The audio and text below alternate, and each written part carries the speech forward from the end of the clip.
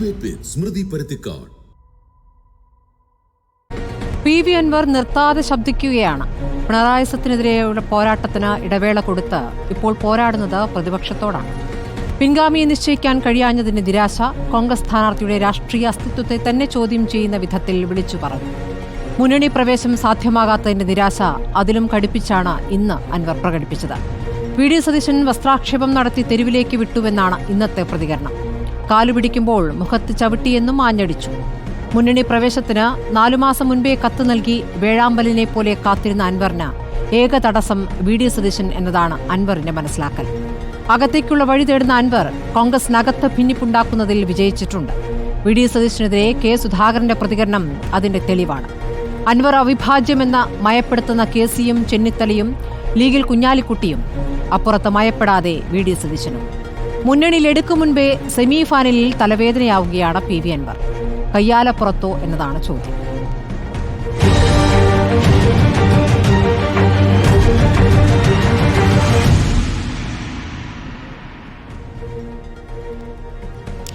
CPM-ൽ നിന്നും V വസീഫ്, മുസ്ലിം ലീഗിൽ നിന്നും ഷാഫി ചാലിയം, BJP-യിൽ നിന്നും ഉല്ലാസ് ബാബു എന്നിവർ ചർച്ചയ്ക്ക്.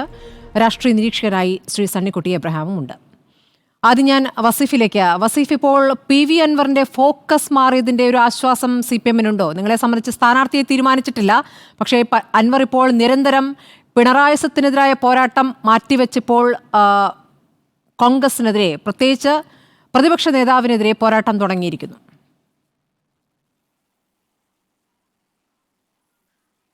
ഞങ്ങളെ സംബന്ധിച്ചിടത്തോളം ഇതൊരു രാഷ്ട്രീയ പോരാട്ടമാണ്. എല്ലാ അവിശുദ്ധ കൂട്ടുകെട്ടിനെതിരെയുമുള്ള ഈ നാടിൻ്റെ ഒരു പോരാട്ട വിജയമായിട്ടാണ് ഞങ്ങൾ ഈ തെരഞ്ഞെടുപ്പ് വിജയത്തെ കാണാൻ പോകുന്നത്. അതിനകത്ത് അവർക്ക് ആർക്ക് വേണമെങ്കിലും കൂടാം. അതിലിപ്പോൾ ഞങ്ങൾ പ്രതീക്ഷിച്ചിരുന്നത് SDPI, BJP, ജമാഅത്തെ ഇസ്ലാമി, ഈ പറയുന്ന കക്ഷി എല്ലാവരും കൂടി വരും എന്ന് തന്നെയാണ്. അപ്പോൾ ഇതിലിപ്പോൾ ഇന്ന് SDPIയുടെ സ്ഥാനാർത്ഥി പ്രഖ്യാപനമൊക്കെ വന്നു. എന്താണ് അതിൻ്റെ കാര്യങ്ങൾ എന്നുള്ളത് നമുക്ക് പിന്നീട് മനസ്സിലാക്കാം. ഏതായാലും ഞങ്ങളെ സംബന്ധിച്ചിടത്തോളം ഇവരെല്ലാം കൂടി ഒരുമിച്ച് ഒരു വശത്ത് അണിനിരക്കും എന്ന് തന്നെയാണ് ഞങ്ങൾ കരുതുന്നത്. അതിപ്പോൾ കേരളത്തിൽ കണ്ടുകൊണ്ടിരിക്കുന്ന ചിത്രമാണ്. ആ ചിത്രത്തെ എങ്ങനെ അതിജീവിക്കാം, മറികടക്കാം എന്നുള്ള ആലോചനകളാണ് ഞങ്ങൾ നടത്തുന്നത്. ഞങ്ങളെ സംബന്ധിച്ചിടത്തോളം ഇത് മതനിരപേക്ഷതയ്ക്ക് വേണ്ടിയുള്ളൊരു പോരാട്ടമാണ്. നാടിൻ്റെ മുന്നേറ്റത്തിന്, വികസനത്തിനുള്ള വേണ്ടിയിട്ടുള്ള പോരാട്ടമാണ്. അതിലാണ് ഞങ്ങൾ കോൺസെൻട്രേറ്റ് ചെയ്യുന്നത്. മഴവിൽ സഖ്യം എന്നുള്ള പ്രയോഗമാണല്ലോ പാർട്ടി സെക്രട്ടറി നടത്തിയത്.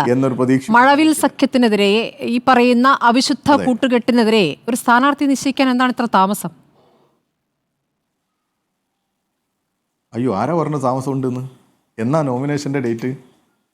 ശരി, നോമിനേഷന്റെ ഡേറ്റ് അനുസരിച്ചാണോ? 4 ദിവസമായി തെരഞ്ഞെടുപ്പ് തീയതി പ്രഖ്യാപിച്ചിട്ട് നിങ്ങൾക്ക് വെള്ളിയാഴ്ചയാണ് നല്ല ദിവസം. അപ്പോഴേക്കും അൻവറിന്റെ കാര്യത്തിൽ അൻവറിന്റെ ഒരു തീരുമാനം എടുക്കും, അതിനുശേഷം മതി എന്നാണോ? അങ്ങനെ പറഞ്ഞോ? അല്ല, ഞാൻ ചോദിക്കുക, എന്റെ ചോദ്യമാണ്. ഞങ്ങൾ വെള്ളിയാഴ്ചയോ ശനിയാഴ്ചയോ ഞായറാഴ്ചയോ എന്തിനാ നിങ്ങളിങ്ങനെ അസ്വസ്ഥനാവുന്നത്? ഇപ്പോൾ നോക്കൂ, നിങ്ങൾ ഇവിടെ ഉണ്ടാകുന്ന ഈ പടലപ്പിണക്കങ്ങളും പ്രശ്നങ്ങളൊക്കെ നിങ്ങൾ തന്നെ കാണുന്നുണ്ട്. ഇവിടെ അവരിപ്പോൾ സ്ഥാനാർത്ഥിയെ നേരത്തെ പ്രഖ്യാപിച്ചു എന്ന് പറയാൻ ഇവരിങ്ങനെ ഉന്തും ബഹളമായിട്ട് നിൽക്കുക. കുറച്ച് നാളായിട്ട് നിങ്ങൾക്ക് തന്നെ അറിയുന്നില്ലേ?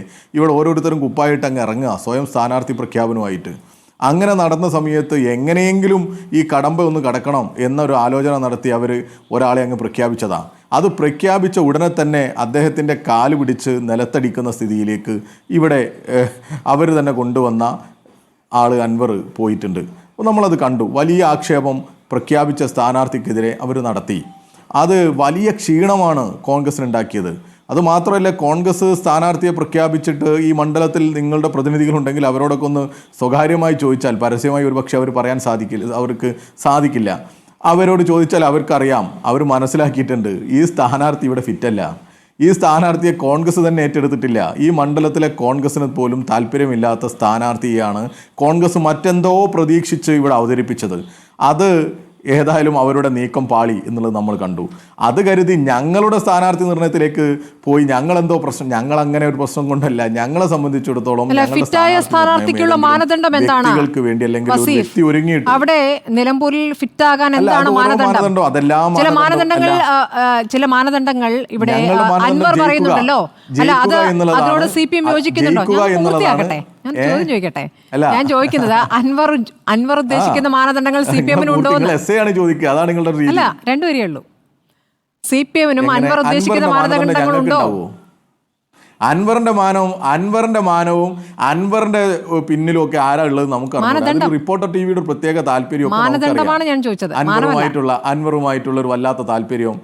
അതെ, ഏത് മാനദണ്ഡമായാലും ഒരു പക്ഷേ ചിലപ്പോൾ നിങ്ങൾ എഴുതി കൊടുക്കുന്നതും ആവാം, അതൊന്നും പറയാൻ പറ്റില്ല. അതൊക്കെ കാരണം അൻവർ ഇപ്പോൾ ഒരു വാർത്താ വ്യക്തിയാണ്. അതിന്റെ ആയുസ് എത്രയാന്നുള്ളത് നിങ്ങളൊക്കെ കൂടി അങ്ങ് നിശ്ചയിക്കും. മാനദണ്ഡം ഞങ്ങൾക്ക് എന്തിനാ? അൻവർ ഇപ്പോൾ ഒരു വാർത്താ വ്യക്തിയാണ്. അതിന്റെ ആയുസ് നിങ്ങളെല്ലാം കൂടി അങ്ങ് നിശ്ചയിക്കും. ഏതൊരു മനുഷ്യനെ സംബന്ധിച്ചിടത്തോളം അൻവർ ഒരു പ്രശ്നമാണോ? അൻവർ ഞങ്ങളെ സംബന്ധിച്ചിടത്തോളം അൻവറിന്റെ മാനദണ്ഡമാണോ പ്രശ്നം? അൻവറിന്റെ വഴിക്ക് പോട്ടെ എന്ന്.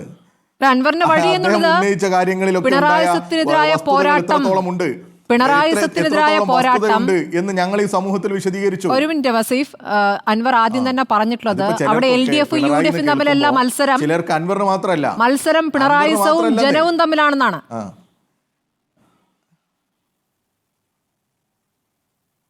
അത് നിങ്ങൾക്കാണ് വലിയ കാര്യം. ഈ അൻവറിസത്തിൻ്റെ വാക്കുകൾ നിങ്ങൾക്കൊരു വലിയ കാര്യമായിട്ടൊക്കെ തോന്നും. ഞങ്ങൾക്കതൊരു വലിയ കാര്യമായിട്ട് തോന്നിയിട്ടില്ല. അവരെക്കാൾ വലിയവർ ഇതിനേക്കാൾ എന്തൊക്കെ വലിയ ആക്ഷേപം ഉന്നയിച്ചു. കേരളത്തിൽ എത്ര മാധ്യമങ്ങൾ കൊണ്ടുപിടിച്ച പരിശ്രമം നടത്തി കേരളത്തിലെ പിണറായി വിജയനെയും മുഖ്യമന്ത്രിയൊക്കെ ആക്ഷേപിക്കാനും അദ്ദേഹത്തിനെതിരെ വലിയ പ്രചരണങ്ങൾ അയച്ചുവിടാനും ഒക്കെ എന്തൊക്കെ നടത്തി. എന്നിട്ട് ഈ ജനം ആ പിണറായിസത്തെയാണ് സ്വീകരിച്ചത്. ഈ ജനത്തിന് അതൊരു ആവേശമാണ്. ഈ കേരളത്തിൽ ഇച്ഛാശക്തിയോടുകൂടി വികസന പ്രവർത്തനങ്ങളുടെ നേതൃത്വമാകാൻ, ഈ നാടിൻ്റെ നായകനാവാൻ പിണറായിക്ക് ഒരിക്കൽ കൂടി അവസരം കൊടുക്കണം എന്ന് ആഗ്രഹിച്ച നാടായി നാട്. അത് തന്നെയാണ് ഞങ്ങൾ ഇനിയും പ്രതീക്ഷിക്കുന്നത്, ഈ നാട് പ്രതീക്ഷിക്കുന്നതും നിങ്ങൾ ഭയക്കുന്നതും. 3.0 ഇതാ അടുത്തത് വരാൻ പോകുന്നു. 3ാം തവണയും ഇടതുപക്ഷം വരും എന്നുള്ള ഭയമാണ് ഇവിടെ വലതുപക്ഷത്തിനുള്ളത്.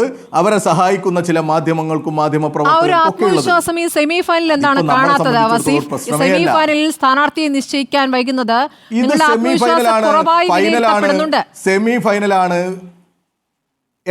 ഞാൻ ചോദിക്കട്ടെ, സ്ഥാനാർത്ഥിയെ നിർണ്ണയിക്കുക എന്നുള്ളത് എന്താ? ഞങ്ങളുടെ പാർട്ടി സെക്രട്ടറി നേരത്തെ പറഞ്ഞു 30-ാം തീയതി ഞങ്ങളുടെ സെക്രട്ടേറിയറ്റ് ഉണ്ട്, ഞങ്ങൾ അതിൽ സ്ഥാനാർത്ഥിയെ പ്രഖ്യാപിക്കും. അത് കഴിഞ്ഞിട്ട് പറഞ്ഞല്ലോ.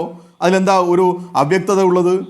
അതിലൊരു അവ്യക്തതയിലും ഒരു പ്രസക്തിയില്ല. അതിൽ നിങ്ങൾ ഉണ്ടാക്കുന്ന ഒരു ആശയക്കുഴപ്പം ഒന്നുമില്ല. ഞങ്ങളെ സംബന്ധിച്ചിടത്തോളം ഞാൻ നേരത്തെ സ്ഥാനാർത്ഥി അല്ല, ഞാൻ പറഞ്ഞോട്ടെ, അങ്ങനെയല്ല, ഞാൻ പറഞ്ഞോട്ടെ, സ്ഥാനാർത്ഥി കുട്ടപ്പന്മാരായി നടക്കുന്നവർ ഞങ്ങളിലില്ല. അത് വലതുപക്ഷത്താണുള്ളത്. സ്ഥാനാർത്ഥി കുപ്പായം കിട്ടിയിട്ടില്ലെങ്കിൽ പിണങ്ങുകയും ആക്ഷേപിക്കുകയും ഇതുപോലെ ഒരു സ്ഥാനാർത്ഥിയെ പ്രഖ്യാപിച്ചാൽ ഞങ്ങൾ പലരെയും തേടും. ഞങ്ങളെ സംബന്ധിച്ചിടത്തോളം ഞങ്ങൾ പ്രമുഖയാണോ തേടുന്നത് എന്നൊന്നും പറയാൻ പറ്റില്ല. പറയണോ ഞങ്ങൾ എവിടുന്ന ഉള്ളിൽ നിന്നാണോ പുറത്തുനിന്നാണോ എന്നൊക്കെ നിങ്ങൾക്ക് 30-ാം തീയതി അറിയാന്നേ. നിങ്ങളല്ലേ, നിങ്ങൾ നിങ്ങളുടേതായ ഊഹങ്ങൾ പറഞ്ഞുകൊണ്ടേയിരിക്കും, നിങ്ങളുടെ അസ്വസ്ഥതകൾ പ്രകടിപ്പിച്ചുകൊണ്ടേയിരിക്കും, നിങ്ങളുടെ ആശങ്കകൾ പ്രകടിപ്പിച്ചുകൊണ്ടേയിരിക്കും. നിങ്ങൾ അതൊക്കെ പറഞ്ഞുകൊണ്ടിരിക്കും. ഞങ്ങൾ ഞങ്ങളുടെ പണിയെടുക്കും. ഞങ്ങൾ നിലമ്പൂരിലുണ്ട്. ഞങ്ങൾ ഞങ്ങളുടെ ബൂത്ത് കമ്മിറ്റിയും ക്ലസ്റ്റർ കമ്മിറ്റിയും ഞങ്ങളുടെ പാർട്ടി സംവിധാനങ്ങൾ, സംഘടനാ സംവിധാനങ്ങളൊക്കെ ഒരുക്കി തയ്യാറായി തെരഞ്ഞെടുപ്പിനെ നേരിടുക. കേരളത്തിന്റെ മുന്നോട്ടുള്ള പോക്ക് വസീഫ്, നിങ്ങളെ സംബന്ധിച്ച് ഈ ഉപതെരഞ്ഞെടുപ്പ് എങ്ങനെ വന്നു എന്നതും പ്രധാനമാണല്ലോ. നിങ്ങളുടെ MLA പാതി വഴിയിൽ രാജിവെച്ചൊഴിഞ്ഞത് താങ്കൾ ഈ പറയുന്ന നായകനെ പരാജയപ്പെടുത്തും എന്ന് പ്രഖ്യാപിച്ചുകൊണ്ടാണ്, നിങ്ങളുടെ ക്യാപ്റ്റനെ പരാജയപ്പെടുത്തുമെന്ന് പ്രഖ്യാപിച്ചുകൊണ്ടാണ്. അപ്പോൾ അതൊരു വെല്ലുവിളിയായിട്ടാണ് നിങ്ങളുടെ MLA ആയി പാതി വഴിയിൽ ഇറങ്ങിപ്പോയ അൻവർ അത് ഏറ്റെടുത്തിരിക്കുന്നത്. അപ്പോൾ നിങ്ങളെ സംബന്ധിച്ചും ഈ തെരഞ്ഞെടുപ്പ് അഭിമാന പോരാട്ടമാണല്ലോ, അല്ലേ? അങ്ങനെയാണല്ലോ, അതിൽ തർക്കമില്ലല്ലോ. ആ അഭിമാന പോരാട്ടത്തിന് സ്ഥാനാർത്ഥി പാർട്ടിക്കകത്തുനിന്നുണ്ടാകുമോ പുറത്തുനിന്നായിരിക്കുമോ? അല്ല, നിങ്ങൾ തന്നെ, നിങ്ങളുടെ ചോദ്യം എന്ന് പറയുന്നത് നിങ്ങൾ തന്നെ അങ്ങ് പറയാം.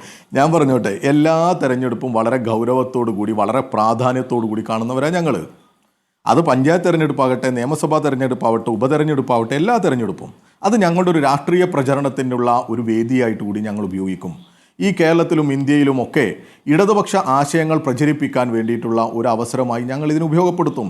ഈ കേരളത്തിൽ ഇപ്പോഴാണെങ്കിൽ ഇടതുപക്ഷത്തിൻ്റെ തുടർഭരണം കൊണ്ടുണ്ടായ നേട്ടങ്ങൾ ഞങ്ങൾ ഈ നാട്ടിൽ അവതരിപ്പിക്കും. ഈ നിലമ്പൂർ മണ്ഡലത്തിലാണെങ്കിൽ അഭൂതപൂർവമായ വികസന പ്രവർത്തനങ്ങൾക്കാണ് കഴിഞ്ഞ 9 വർഷം സാക്ഷ്യം വഹിച്ചത്. അത് ഇടതുപക്ഷത്തിൻ്റെ ഭാഗമായി ഒരു MLA ഉണ്ടായതുകൊണ്ടാണ്. കഴിഞ്ഞ 33-34 വർഷക്കാലയളവിൽ ആര്യാടൻ ഇവിടെ പ്രതിനിധീകരിച്ച കാലത്തെക്കുറിച്ച് ഈ നാടിന് നന്നായിട്ട് ബോധ്യമുണ്ട്. ഇവിടെ ഒരു വികസന പ്രവർത്തനവും ഇല്ലാത്തതിന്റെ പേരിൽ തന്നെയാണ് ഇവിടെ വോട്ട് കുറഞ്ഞു വന്ന് ഇവിടെ ഇടതുപക്ഷം ജയിക്കുന്ന സാഹചര്യം ഉണ്ടാകുന്നു. വലിയ ആക്ഷേപം ഉണ്ടായിട്ടും ഇടതുപക്ഷത്തിന് വലിയ നിങ്ങളെ സംബന്ധിച്ച ഒരു ബുദ്ധിമുട്ട് എന്താണെന്ന് വെച്ചാൽ നിങ്ങളെ സംബന്ധിച്ചൊരു ബുദ്ധിമുട്ട് എന്താണെന്ന് വെച്ചാൽ നിങ്ങളുടെ MLA ആയി പാതി വഴിയിൽ ഇറങ്ങിപ്പോയ ആൾ നടപ്പാക്കിയ കാര്യങ്ങളെക്കുറിച്ച് വിശദീകരിച്ച് വേണം വോട്ട് തേടാൻ. അൻവർ നടപ്പാക്കിയ പദ്ധതികൾ, അൻവർ ഉണ്ടാക്കിയ വികസനം, ഇത് പറയേണ്ടി വരില്ലേ? ഒരു MLA അല്ലല്ലോ വികസനം. MLA മാത്രമാണോ നടത്തുന്നത്? വ്യക്തിപരമായിട്ടാണോ വികസനം? ഇപ്പോൾ MLA രാജിവെച്ചതിന് ശേഷമാണ് 272 കോടി രൂപ ഇവിടെ ബൈപ്പാസിന് വേണ്ടി അനുവദിച്ചത്. കേരള ഗവൺമെൻറ് അനുവദിച്ചതാ 272 കോടി രൂപ. ഇടതുപക്ഷത്തോടൊപ്പം നിൽക്കുക എന്നുള്ളതാണ്. ഇനിയും ഒരു വർഷക്കാലയളവുണ്ട്. ആ കാലയളവിലും ഒരു ഇടതുപക്ഷ MLA തന്നെ ഇവിടെ ഉണ്ടായാൽ ഇവിടെ വികസന പൂർത്തീകരണത്തിന്, പുതിയ വികസനങ്ങൾ തേടിയുള്ള യാത്രക്ക് എല്ലാം ഈ നാടിന് ഗുണപരമാവും എന്ന് ബോധ്യമുണ്ട്. അതുകൊണ്ട് തന്നെ ഞങ്ങൾ പറയുന്നത്, ഞങ്ങൾ ആ പ്രതീക്ഷയിലാണ്. ഈ കേരളത്തിൽ ഇടതുപക്ഷത്തിന് തുടർഭരണം ഉണ്ടാകുന്ന ഈ സാഹചര്യത്തിൽ ഇനിയും തുടർഭരണത്തിലേക്ക് പോകും എന്ന് ജനമാകെ ഉറപ്പിക്കുന്ന സമയത്ത് ഞങ്ങളോടൊപ്പം നിൽക്കാൻ, വികസനത്തോടൊപ്പം നിൽക്കാൻ, മതനിരപേക്ഷതയോടൊപ്പം നിൽക്കാൻ നിലമ്പൂരും ഉണ്ടാവും. ശരി. ശ്രീ സണ്ണിക്കുട്ടി എബ്രഹാം, ഇപ്പോൾ മുന്നണിയിലേക്ക് പ്രവേശം കാത്തിരിക്കുന്ന PV അൻവർ ആദ്യം നടത്തിയത് സ്ഥാനാർത്ഥിക്കെതിരെയുള്ള പ്രതികരണമാണ്. അത് സ്ഥാനാർത്ഥി പ്രഖ്യാപനത്തിന്റെ ദിവസം തന്നെ നടത്തി. അന്ന് നമ്മൾ ചർച്ചയ്ക്ക് ഇരുന്നതാണ്. അതിനുശേഷം ഇതാ ഇപ്പോൾ പ്രതിപക്ഷ നേതാവിനെതിരെ നടത്തിയിരിക്കുന്ന പ്രതികരണം എന്ന് പറയുന്നത് തന്നെ വസ്ത്രാക്ഷേപം ചെയ്ത് തെരുവിലേക്ക് ഇറക്കി വിട്ടു, എന്നിട്ട് കാല് പിടിക്കുമ്പോൾ മുഖത്ത് ചവിട്ടുന്നു എന്നാണ് പറയുന്നത്. ചെറിയ വാചകങ്ങളല്ല ഇതൊന്നും. ഇതൊരൊറ്റ നേതാവിലേക്ക് മാത്രം അദ്ദേഹത്തിൻ്റെ വിമർശനം ചുരുങ്ങുകയാണ്. അതായത് കോൺഗ്രസിലെ മുഴുവൻ നേതാക്കൾക്കെതിരെ അദ്ദേഹത്തിന് പരാതിയില്ല. പ്രതിപക്ഷ നേതാവാണ് തൻ്റെ വരവിന് തടസ്സം നിൽക്കുന്നത് എന്നാണ് അദ്ദേഹം പറയുന്നത്. അങ്ങനെ പറയുമ്പോൾ അതാ അപ്പുറത്ത് K സുധാകരൻ അൻവർ വന്നില്ല എങ്കിൽ അത് UDF തിരിച്ചടി എന്ന വാചകം പറയുന്നുണ്ട്. VD സതീശനുമായി ബന്ധപ്പെട്ട് അദ്ദേഹം ഒറ്റയ്ക്കല്ല തീരുമാനങ്ങൾ എടുക്കുന്നതെന്ന് പറയുന്നതിനെ രണ്ട് തരത്തിലൊക്കെ വ്യാഖ്യാനിക്കാം. പക്ഷേ അൻവർ ഇല്ല എങ്കിൽ അത് UDF തിരിച്ചടിയാണ് എന്ന് പറയുന്നു. അൻവർ വന്നാൽ അത് അസറ്റാണ് എന്നും പറയുന്നു. അപ്പോൾ കോൺഗ്രസിനകത്ത് ഭിന്നിപ്പുണ്ടാക്കുന്നതിൽ അൻവർ വിജയിച്ചോ ശ്രീ സണ്ണിക്കുട്ടി? ഇപ്പോൾ ഇത് ഈ VD സതീശൻ മാത്രമായിട്ട് എന്തെങ്കിലും ഒരു തീരുമാനമെടുത്തു എന്നെനിക്ക് തോന്നുന്നില്ല. തീരുമാനമെടുത്തിട്ട് തന്നെയില്ല. അവർ മുന്നോട്ട് അൻവറിൻ്റെ മുമ്പിൽ വെച്ചിരിക്കുന്ന ഒരു പ്രപ്പോസൽ എന്ന് പറയുന്നത് UDFിലേക്ക് ഒരു ഫുൾ ഫ്ലെഡ്ജ്ഡ് അംഗമായിട്ടല്ല, ഒരു കാൻഡിഡേറ്റ് മെമ്പർഷിപ്പ് അതിന് കൊടുക്കാം എന്നുള്ള രീതിയിലാണ്, അല്ലെങ്കിൽ അസോസിയേറ്റ് മെമ്പർഷിപ്പ് കൊടുക്കാം എന്നുള്ള രീതിയിലാണ് സംസാരിച്ചിരിക്കുന്നത്. ഇന്ന് അദ്ദേഹം എന്തുകൊണ്ടാണ് രാവിലെ ഈ രീതിയിൽ സംസാരിച്ചത് എന്ന് എനിക്കറിഞ്ഞുകൂടാ. നമ്മൾ ആലോചിച്ച് നോക്കണം, ഇതെല്ലാം സൃഷ്ടിച്ചത് PV അൻവർ തന്നെയാണ്. PV അൻവർ ഇടതുപക്ഷ മുന്നണിയിൽ നിന്ന് ഇറങ്ങിപ്പോയിരുന്നു, MLA സ്ഥാനം രാജിവെക്കുന്നു. അതുകൊണ്ടാണ് ഇവിടെ ഒരു തെരഞ്ഞെടുപ്പ് അല്ലെങ്കിൽ ഉപതെരഞ്ഞെടുപ്പ് ആവശ്യമായിട്ട് വരുന്നത്.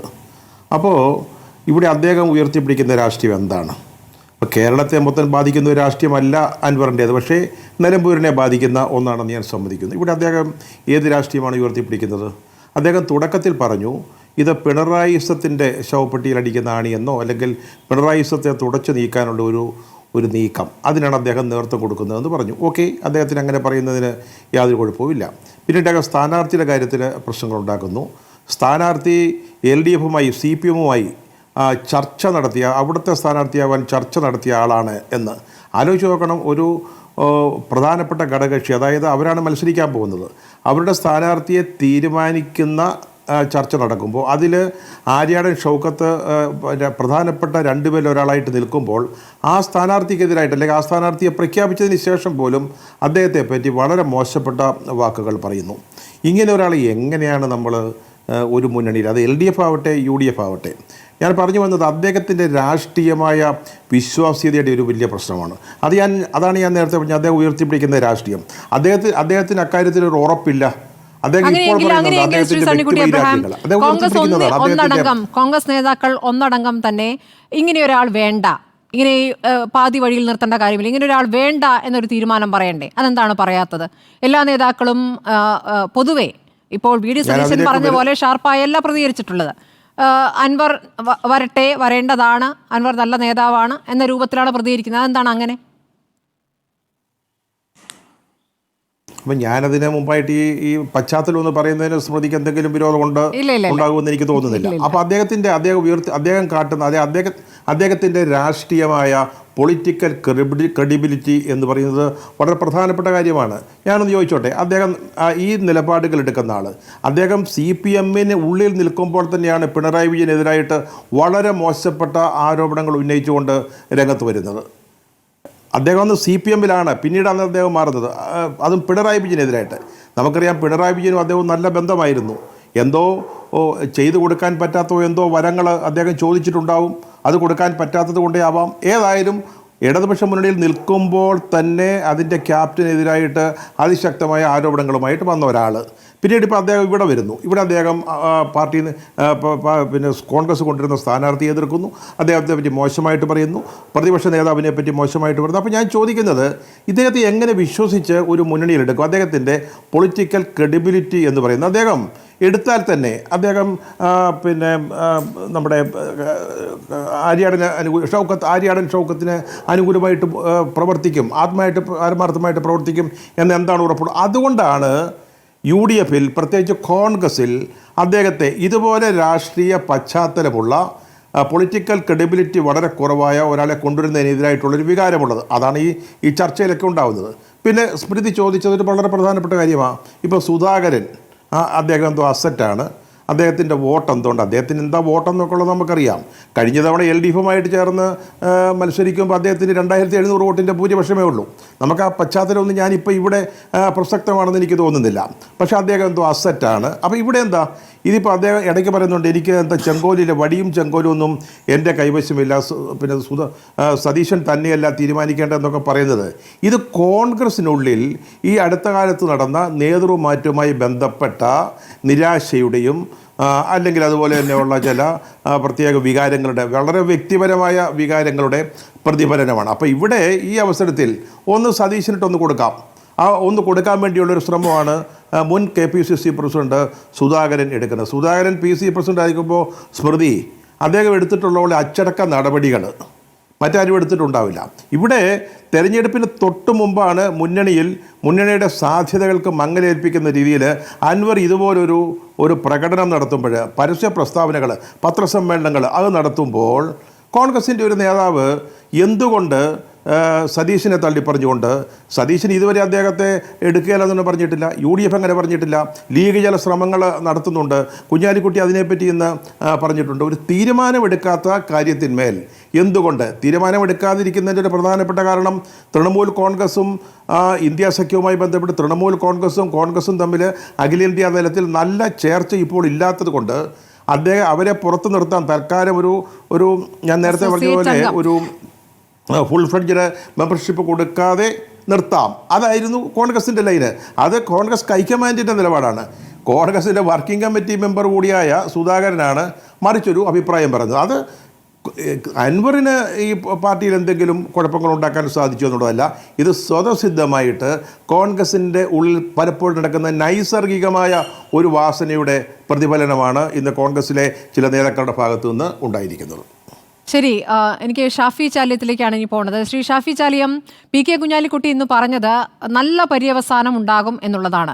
എന്താണ് ഈ നല്ല പര്യവസാനം എന്ന് പറയുന്നത്? അൻവറിന് അനുകൂലമായിട്ടാണ് ലീഗ് ആദ്യം മുതലേ നിൽക്കുന്നതെന്നും അൻവറിന് വേണ്ടി മാധ്യസ്ഥം വഹിക്കുന്നത് ലീഗ് നേതാക്കളാണ് എന്നും സൂചനകൾ ഉണ്ടായിരുന്നു. അത് ആദ്യം രണ്ടാം നിര നേതാക്കളായിരുന്നു. പക്ഷേ ഇപ്പോൾ PK കുഞ്ഞാലിക്കുട്ടി തന്നെ രംഗത്ത് വന്നിരിക്കുകയാണ്.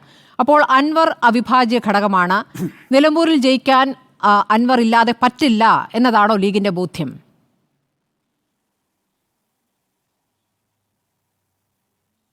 തെരഞ്ഞെടുപ്പ് പ്രഖ്യാപിച്ചതോടുകൂടി ലീഗ് കോൺഗ്രസ് എന്നതൊക്കെ പോയി.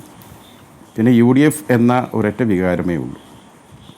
ഈ വിഷയത്തിൽ PK കുഞ്ഞാലിക്കുട്ടി സാഹിബ് നടത്തിയ പ്രതികരണം അദ്ദേഹത്തിൻ്റെ പ്രതീക്ഷയാണ്.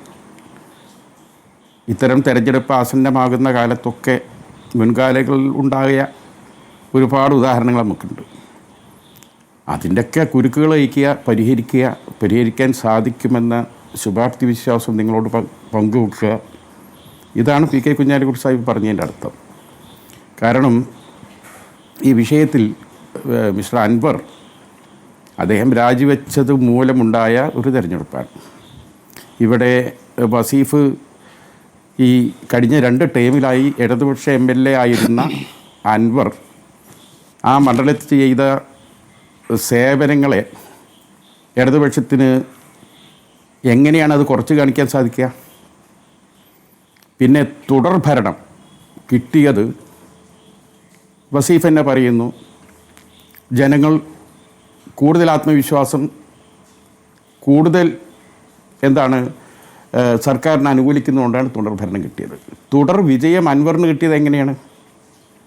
അൻവറിലൂടെയാണ് ഇടതുപക്ഷത്തേക്ക് ഈ നിലമ്പൂർ എന്ന മണ്ഡലം വന്നതെന്ന് ആലോചിക്കണം.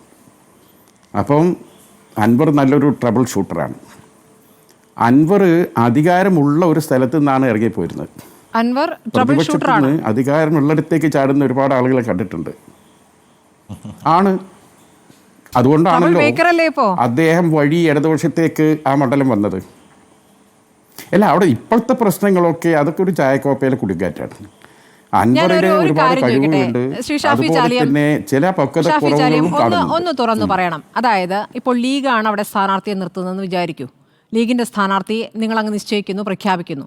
ഉടനെ വന്ന് ആ സ്ഥാനാർത്ഥി ശരിയല്ല, അത് LDFുമായി ചർച്ച നടത്തിയ വ്യക്തിയാണ് എന്ന് പറഞ്ഞാൽ നിങ്ങൾ അംഗീകരിക്കുമോ? അത് മാത്രമല്ല, നിങ്ങൾ ആരെ നിർത്തണം ആദ്യമെന്ന് ഡിക്റ്റേറ്റ് ചെയ്താൽ നിങ്ങൾ അംഗീകരിക്കുമോ? ഇവിടെ അൻവർ പറഞ്ഞ ഈ കാര്യത്തെ ഞങ്ങൾ ആരും അംഗീകരിച്ചിട്ടുണ്ടോ? ഞങ്ങൾ ആരെങ്കിലും അതിന് സപ്പോർട്ട് ചെയ്തിട്ടുണ്ടോ? ഇല്ലല്ലോ. അപ്പോൾ ലീഗാണെങ്കിൽ നിങ്ങൾ സമ്മതിക്കുന്ന എന്ത് ചോദ്യം അത് സ്മൃതി? അൻവർ നമ്മുടെ പ്രഖ്യാപിച്ച ഒരു സ്ഥാനാർത്ഥിയെക്കുറിച്ച് ഒരിക്കലും അൻവർ പറയാൻ പാടില്ല. അതുകൊണ്ടാണ് ഞാൻ പറഞ്ഞത്, അൻവറിനുള്ള വാല്യൂസ് കാണുമ്പോൾ തന്നെ അൻവറിൻ്റെ ചില അപക്വമായ സമീപനങ്ങൾ അൻവർ ഉപേക്ഷിക്കണം. അൻവറിന് മാത്രമല്ല, അൻവറിനോടൊപ്പം കൂടിയ ഒരുപാട് യുവാക്കളടക്കമുള്ള ഒരുപാട് ആളുകളുണ്ട്. അവർക്കൊക്കെയാണ് പ്രയാസം ഉണ്ടാകുന്നത്. അൻവറിൻ്റെ ക്രെഡിബിലിറ്റി താഴോട്ട് പോയാൽ അൻവറിനെ വിശ്വസിച്ച് അൻവറിനോടൊപ്പം കൂടിയ ധാരാളം യുവജനങ്ങളുണ്ട്. അവരൊക്കെ അതിൽ പ്രയാസപ്പെടും. അത് മനസ്സിലാക്കി യുവാക്കളുടെ ഒരു വലിയ പിന്തുണയുണ്ട്, അൻവറിന് അവിടെ ഒരു വലിയ സ്വാധീനമുണ്ട് എന്ന് തന്നെയാണ് ലീഗ് കരുതുന്നത്, അല്ലേ? അങ്ങനെയെങ്കിൽ അൻവർ വഴി എത്രയധികം വോട്ടുകൾ സമാഹരിക്കാനാകുമെന്നാണ് കരുതുന്നത്? കാര്യത്തെ LDFിന്റെ ഭാഗമായി അദ്ദേഹം മത്സരിച്ചപ്പോൾ ഏറ്റവും ഒടുവിലത്തെ തെരഞ്ഞെടുപ്പിൽ അദ്ദേഹത്തിന് 2700 വോട്ടിന് ഭൂരിപക്ഷമല്ലേ ലഭിച്ചിട്ടുള്ളൂ. അതിനുശേഷം അദ്ദേഹം പറഞ്ഞത്, അദ്ദേഹം ഈ മുന്നണി വിട്ടുപോകുമ്പോൾ, CPMുമായി അകന്നു പോകുമ്പോൾ അദ്ദേഹം പറഞ്ഞത് CPMിൽ നിന്ന് പ്രധാന നേതാക്കളടക്കം തനിക്കൊപ്പം വരുന്നു എന്നാണ്, അണികളും വരുന്നു എന്ന് പറഞ്ഞു. പക്ഷേ ആദ്യ സമ്മേളനത്തിൽ കണ്ട തിരക്ക് പിന്നെ കണ്ടില്ല. പിന്നെ ആ തിരക്ക് കുറഞ്ഞു വരുന്നു നമ്മൾ കണ്ടു. അപ്പോൾ യഥാർത്ഥത്തിൽ ഈ പറയുന്ന അണികളും സംഘവും അദ്ദേഹത്തിനുണ്ടോ?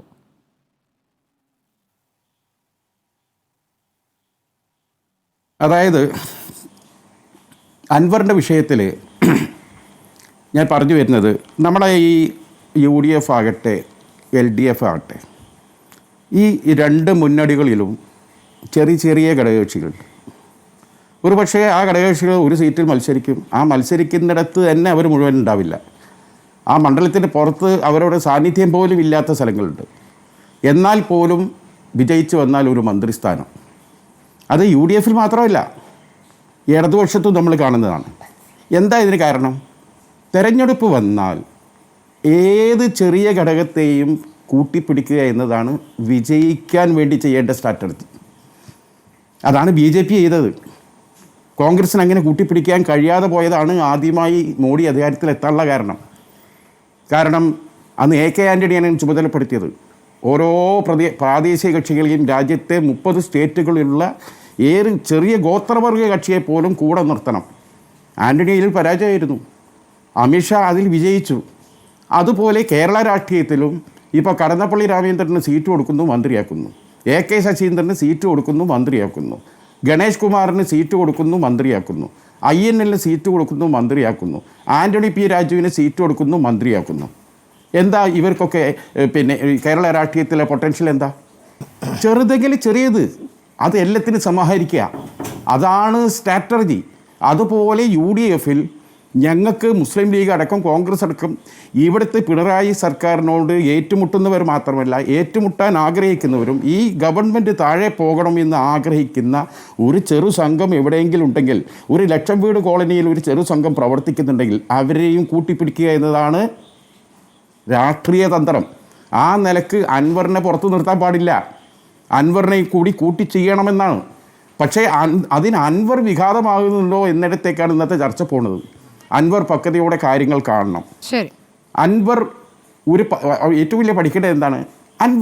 സ്മൃതി ഒന്നും കൂടി കൂട്ടിച്ചേർക്കണം അൻവറിനെ കുറിച്ച് പറയുമ്പോൾ. അപ്പുറത്തെ വസീഫൊക്കെ ഒന്ന് മനസ്സിലാക്കണം, അൻവർ ഒറ്റയ്ക്ക് നിന്ന് ഇടതുപക്ഷ മുന്നണിയെ 3ാം സ്ഥാനത്തേക്ക് മാറ്റി ആണ് ആദ്യത്തെ രംഗപ്രവേശനം ഏറനാട് മണ്ഡലത്തിൽ. അപ്പോൾ ഒരു വ്യക്തിയാണ്, അന്ന് പ്രസ്ഥാനമല്ല അയാൾ. തിരിച്ച് പിന്നെ നേരെ വയനാട് ലോക്സഭയിലേക്കാണ് പോയത്. വയനാട് അൻവറും തമ്മിൽ എന്ത് ബന്ധമാണുള്ളത്? അവിടെ പോയി അയാൾ പിടിച്ച വോട്ട് എത്രയാണ്? അതും കഴിഞ്ഞതിന് ശേഷം ആദ്യം അദ്ദേഹം തൻ്റെ ശക്തി കാണിച്ചു കൊടുത്തു രാഷ്ട്രീയ നേതൃത്വത്തിൽ. പിന്നീട് ഇടതുപക്ഷ മുന്നണിയെ ഏറനാട്ടിൽ 2ാം സ്ഥാനത്തേക്ക് നീക്കി വയനാടിൽ ഗണ്യമാം വിധം വോട്ടും പിടിച്ചു വന്ന അൻവറിനെ പിന്നീട് ഉപയോഗിക്കാൻ ആര് തീരുമാനിച്ചു? CPM തീരുമാനിച്ചു.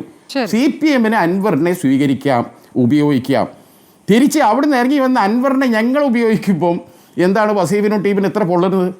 ഞങ്ങൾ എല്ലാ ചെറുഘടകങ്ങളെയും ഉപയോഗിക്കും.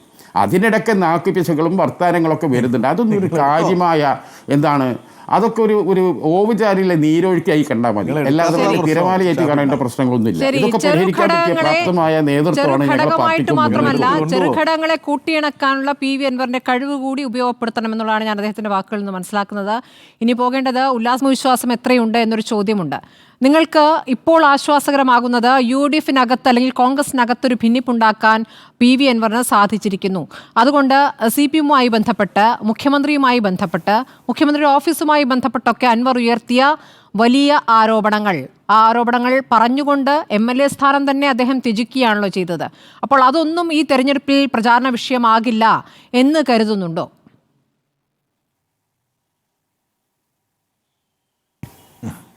അദ്ദേഹം എവിടെ നിന്നൊക്കെയോ കുറച്ച് ഉപദേശം കേട്ട് ആരുടെയൊക്കെയോ ഒരു താളത്തിന്, ഇപ്പോൾ ഷാഫിയുടെയൊക്കെ സംസാരം കേൾക്കുമ്പോൾ താളത്തിൻ്റെ ഒരു ആ താളം വന്ന വഴിയൊക്കെ നമുക്ക് മനസ്സിലാകുന്നുണ്ട്.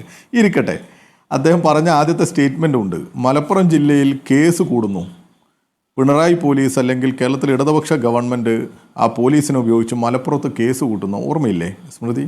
ഏറ്റവും കൂടുതൽ കേസ് എടുക്കുന്നത് ഇവിടെയാണ്, സുമോട്ടോ കേസുകൾ എന്നൊക്കെ പറഞ്ഞിട്ട് മുഖ്യമന്ത്രി നൽകിയ അഭിമുഖത്തിലെ വാചകം അദ്ദേഹം പറഞ്ഞു.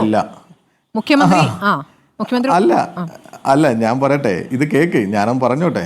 അങ്ങനെ അതല്ല ഇവിടെയല്ല കേസ് എന്ന് പറയുന്നു. അതായത് അതൊക്കെ അദ്ദേഹം ഉദ്ദേശിച്ചിരുന്നത് കേസ് ഇവിടെ മലപ്പുറത്തെ കേസ് കൂടുന്നതിനുള്ള കാരണം എന്നൊക്കെ പറഞ്ഞ് അങ്ങ് കൊണ്ടുവന്ന് ഞങ്ങളെന്തോ ഒരു പ്രത്യേക വിഭാഗത്തോട് എതിർപ്പുള്ളവരാണെന്ന് വരുത്തി തീർക്കാനൊക്കെ ശ്രമിക്കുക. ഞങ്ങളിപ്പോൾ കഴിഞ്ഞ ദിവസവും പരിശോധിച്ചപ്പോൾ മലപ്പുറം ജില്ലയിൽ LPST നിയമനത്തിൽ 1150 പേർക്ക് നിയമനം കൊടുത്തു. ഇവിടെ മലപ്പുറം ജില്ലയിൽ മാത്രം LP സ്കൂൾ അധ്യാപകരെ. സ്മൃതിക്കറിയാം, കേരളത്തിലെ UDF ഭരിച്ച സമയത്ത് സ്കൂളുകൾ അടച്ചുപൂട്ടാൻ തീരുമാനിച്ചതായിരുന്നു. സ്കൂളുകൾ ലാഭവും നഷ്ടവും നോക്കി അൺഎക്കണോമിക് ആണെന്ന് പറഞ്ഞ് അടച്ചുപൂട്ടാൻ തീരുമാനിച്ച കാലമായിരുന്നു കേരളത്തിൽ. പൊതുവിദ്യാലയങ്ങൾ അടച്ചുപൂട്ടാൻ തീരുമാനിച്ചിടത്തു നിന്ന് മാറി പൊതുവിദ്യാലയങ്ങൾ തുറന്ന് പ്രവർത്തിക്കാൻ തുടങ്ങി കേരളത്തിൽ. ഈ മണ്ഡലത്തിൽ 24 സ്കൂളുകൾക്കായി 42 കോടി രൂപയാണ് ഇടതുപക്ഷം ചെലവഴിച്ചത്. കേരളത്തിലുടനീളം 5000 കോടിയോളം രൂപ വിദ്യാഭ്യാസ മേഖലയ്ക്ക് വേണ്ടി ഇടതുപക്ഷം ചെലവഴിക്കുക. സാധാരണക്കാരൻ്റെ മക്കൾക്ക് പഠിക്കാനുള്ള സൗകര്യമൊരുക്കി കൊടുക്കുക. ഇതാ ഞങ്ങൾ പറയുന്നത്, ഇതാ ഞങ്ങൾ മുന്നിൽ വെക്കുന്നത്. ആ സമയത്താണ് ഇവർ തെറ്റായ രീതിയിൽ വർഗീയത പറഞ്ഞ് വർഗീയതയിൽ ജനിപ്പിച്ചുകൊണ്ട് ഒരു വല്ലാത്ത ഒരു പുകമറ ഉണ്ടാക്കാനൊക്കെ ശ്രമിക്കുന്നത്, യഥാർത്ഥ വികസനത്തെ കാണാതിരിക്കുന്നത്. ഇവിടെ 22 റോഡ് PWDയുടെ റോഡുണ്ട് ഈ മണ്ഡലത്തിൽ. അതിൽ 20ഉം BMBC നിലവാരത്തിലേക്ക് കൊണ്ടുവന്നു. ഈ മണ്ഡലത്തിലെ പാലങ്ങൾ നേരത്തെ പ്രകൃതിക്ഷോഭമുണ്ടായ സമയത്ത്, വലിയ ഉരുൾപൊട്ടലുണ്ടായ സമയത്ത് തകർന്ന റോഡുകളൊക്കെ എത്ര മനോഹരമായിട്ടാണ് ഇവിടെ പൂർത്തീകരിച്ചത്, ഉദ്ഘാടനം കഴിഞ്ഞ് അത് ജനങ്ങൾക്ക് തുറന്നു കൊടുത്തത്. മണ്ഡലത്തിലെ വികസനങ്ങൾക്ക് ഒരു വലിയ ഗുണമായിരുന്നില്ല ഇടതുപക്ഷം വന്നതിന് ശേഷം ഇവിടെ വന്ന മാറ്റങ്ങൾ. അത് ഇവിടെ മാത്രമല്ല, തൊട്ടടുത്ത് ഇപ്പോൾ ഇവർ പറയും പിന്നെ ഞങ്ങളിൽ നിന്ന് പോയ ആളുടെ മിടുക്കാണെന്ന്. തൊട്ടടുത്ത് ഏറനാട്ടിലെ MLA പറഞ്ഞത് നമ്മുടെ കയ്യിൽ വീഡിയോ ഉണ്ട്. അദ്ദേഹത്തിൻ്റെ മണ്ഡലത്തിലെ സ്കൂളുകൾ കിഫ്ബി ഫണ്ട് ഉപയോഗിച്ച് മനോഹരമായി പറഞ്ഞു. കേരളത്തിലുടനീളം ഇങ്ങനെ വികസനങ്ങൾ കാണത്തക്ക രീതിയിൽ വരിക, ആ വികസനത്തിൽ ഈ നിലമ്പൂരും വലിയ പങ്ക് വഹിക്കുക. വികസനം കൊണ്ട് ഈ നിലമ്പൂരിലെ ജനങ്ങൾക്ക് വികസനം കണ്ടുകൊണ്ട് വോട്ട് ചെയ്യാനുള്ള ഒരു ആത്മവിശ്വാസം ഉണ്ടാവുകയാണ്. ഒരു അവകാശവാദത്തിന്റെയും ക്ഷീണമില്ല. അതാ ഞാൻ പറഞ്ഞത് നിങ്ങളുടെ വികലമായ കണ്ണ്. എന്ത് റീൽസിന്റെ ക്ഷീണം? ഞങ്ങൾ ഇനിയും റീൽസ് ഇടുന്ന പറഞ്ഞത്, ഇനിയും പറയും എന്നാ പറഞ്ഞത്. ഇവിടെ നമുക്ക് റീൽസ് ഇടാം സ്മൃതി. നിങ്ങളും വി ഡി സതീശനും ഒക്കെയുള്ള ലോകമേതാന്ന് ഞങ്ങളിടും. നിങ്ങളും വി ഡി സതീശനും ഒക്കെ അല്ല, നിങ്ങളും വി ഡി സതീശനും ഒരേ ലൈൻ പറയുന്നോണ്ടാ. ഒരേ ലൈൻ പറയുന്നവർ അങ്ങനെയല്ലേ പറയാൻ പറ്റൂ? എന്തിനെങ്കിലും പ്രകോപിതയാവുന്നത്? ഇന്ന് അല്ല, വി ഡി സതീശന്റെ